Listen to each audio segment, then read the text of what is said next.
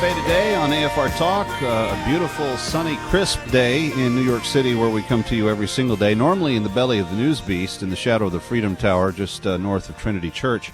But today, not anywhere near, and just across the harbor from the Statue of Liberty for those of you watching on the AFA channel. No, not today. Today we're coming to you from a little bit further north, from the borough of Queens at the Bethel Bible Institute. It's a 60-year-old Bible school that has reached residents of the borough of Queens and the surrounding areas for quite a while. Just a wonderful, bright, shining light of the gospel here in Queens. And they are taking on a very important issue as a church body, a church community. The mayor and the governor of the state of New York have decided that they're going to go on the offensive against the crisis pregnancy centers of the city of New York. Mayor de Blasio going so far as to pledge to shut all of them down, to see all of them put out of business, while pledging to create public school space for Planned Parenthood to move in. So, I don't know, you talk about the real evils and perils of society today. We got a lot of work to do, friends, if our Christian light and witness and testimony is going to be seen in the world around us. I'm so thankful to David Harms. He was only scheduled to be with us for one segment, but he gave us double that in terms of his time, and he's probably even going to be late hitting the road this afternoon because of that. But grateful for his partnership and grateful for India Partners and what they're doing. I want to ask you this question, friend, because this is an important one. What is your reaction? Sorry, Cedra, I need the other 800 number for the India Partners, because I need that on my screen. She gave me the regular call-in number. Yeah, just stick it in my screen there. That's great. But here's what I want to know. For those of you that are still listening, what is your reaction to what David just told us? 888-589-8840. Here's why I ask. Yesterday, after this broadcast went off, I ran across a story in which in major cities across the country, there is now this new website called seekingarrangements.com or something along those lines. I don't know the exact name of the website. But it tracks young co-eds that are in colleges all over the country that are heavily in debt for their university or college education. And what they're deciding to do is to become companions for very wealthy men who come to the areas and need company.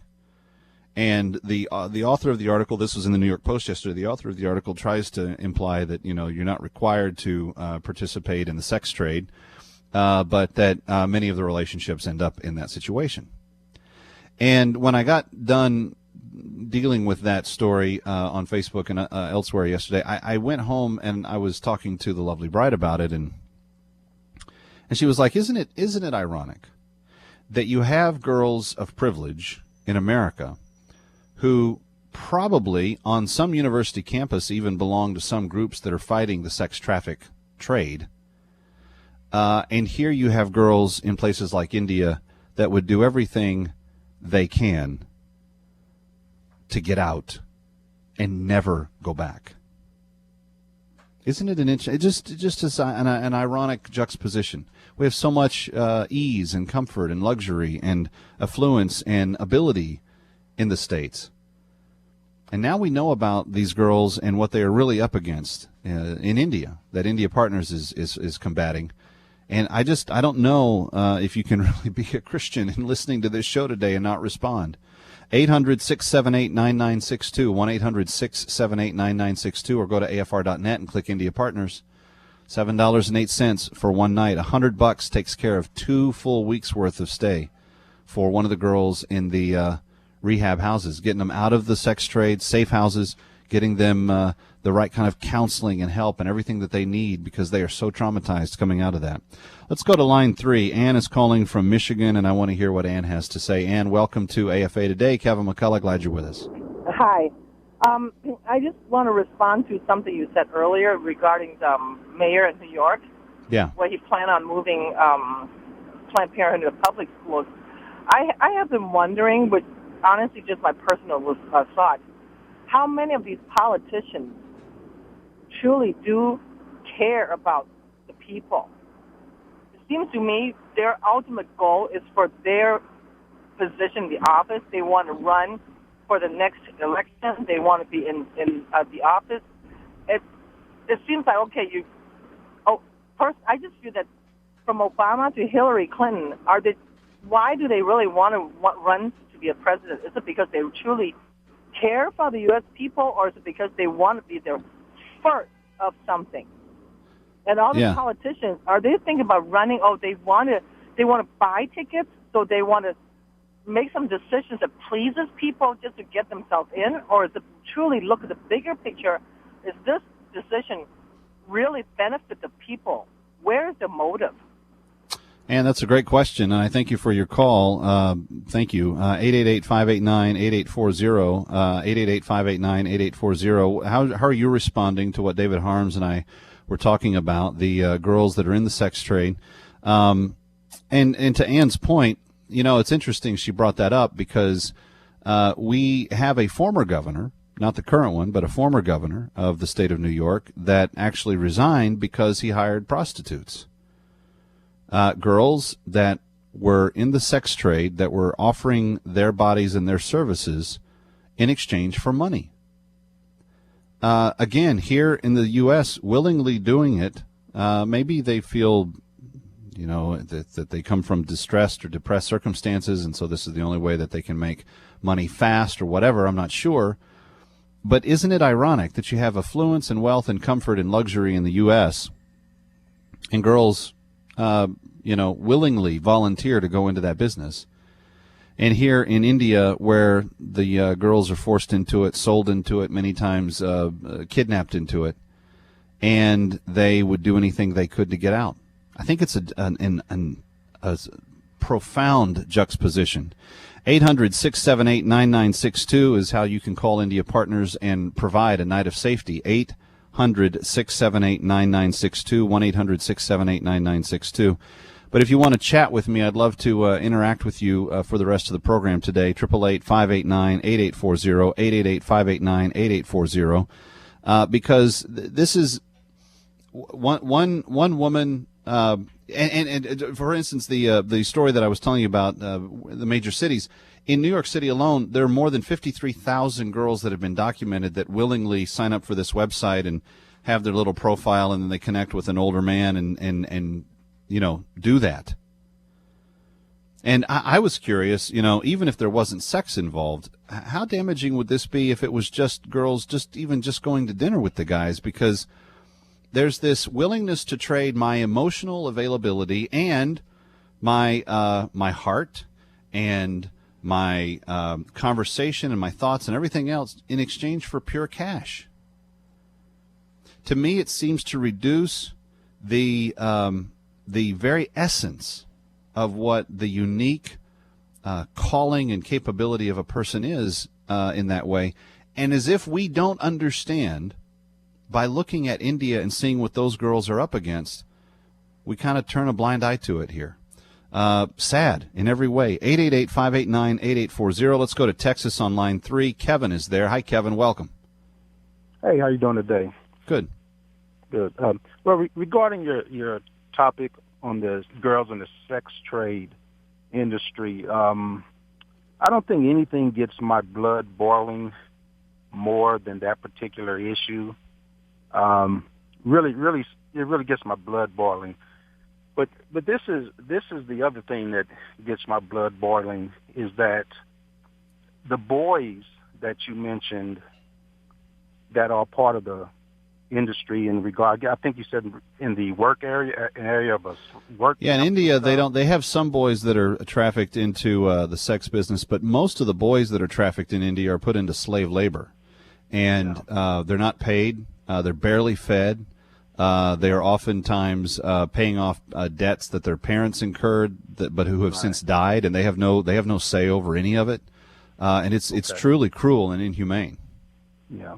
Well, this is my question, and I don't want to be slanted in this question, but it doesn't appear that as much effort and emphasis is put on the issue of the boys going through that phase as it is the girls, and they both are as equally horrific in my mind.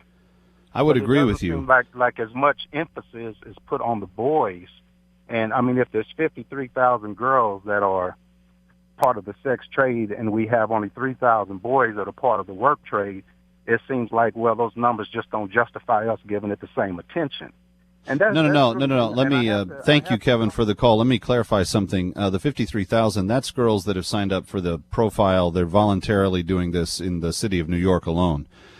In terms of the kids in India, I don't know the exact numbers, but there are hundreds of thousands, maybe millions each, that are in the two different types of slavery and human trafficking. And so it is of equal importance. That's why I asked David about the boys specifically in my interview with him, because I felt like it's important for you guys to know it's not just something that just affects young girls. There are truly kids at risk across the spectrum, and that's why what India Partners is doing is so vital. 800-962-6678. No, I'm sorry. 800-678-9962. I had it exactly backwards. 800-678-9962. Let's go to line one. Jonathan is calling from Louisiana. Hi, Jonathan.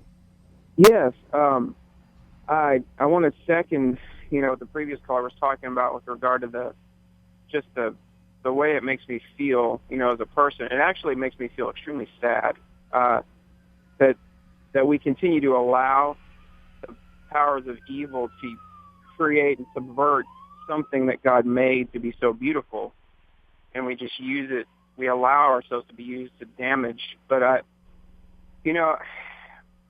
think there's a difference that maybe as a church or maybe just as people, when we speak out against stuff like this, we need to emphasize when people are put into the sex trade and in a place like India against their will. In a lot of cases, it's against their will. And I just wonder about the difference in damage between that and when one almost willingly enters into something like this, in the form of signing up for a website or whatever it may be. It just really troubles me. It troubles me. Well, the girls will tell you, Jonathan, that sign up for the website, that there's no damage done to them at all. That they'll tell you that they're empowered. That the society says this is the way to get ahead because you're a brave, bold woman. Unfortunately, I think it may be a decade or so before some of these girls realize that they're not that far ahead on anything. In fact, they've suffered some abuse, but they may not readily admit it or even think about it at this stage. That's the sad part. Let's go to line two. Andrew's calling from New Mexico. Andrew, welcome. You're on with Calvin McCullough. Thanks for being here. Hey, how's it going? Now, good.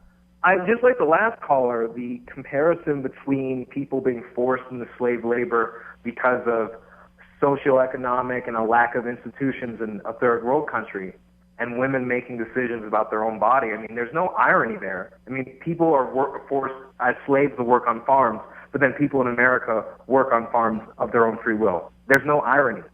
So when it comes to voluntary dating or escort services, I don't really see why you're even equating the two. Because it is a situation of complete naivete to the girls that are being conned into going into that business here.